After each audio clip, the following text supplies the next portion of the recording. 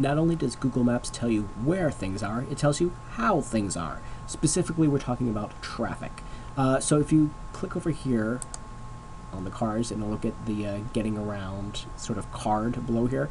Now, if you click on traffic, once it gives you a second, it gives you a live view of the traffic around whatever location. In this case, it's Manhattan. As you can see, there's a lot of congestion, which is pretty normal for Manhattan at this time of day, in the middle of the day on a weekday. Now, about a year and a half ago or so, Google purchased the crowdsourced road condition app Waze. So perhaps it uses a lot of data from that data set to kind of get this sort of information. But it also gives you the typical traffic if you just click over here. So it's set on, let's say, for Wednesday at 5 o'clock p.m., that's the typical traffic, which you can see is there's not a lot of green, there's a lot of yellows and reds, which are the more congested areas. That seems about right.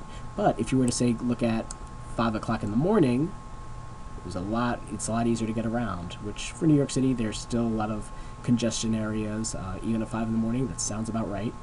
You can click through different days to see what their typical traffic is. So if we go to a Friday at 5 o'clock in the morning, it's probably about the same.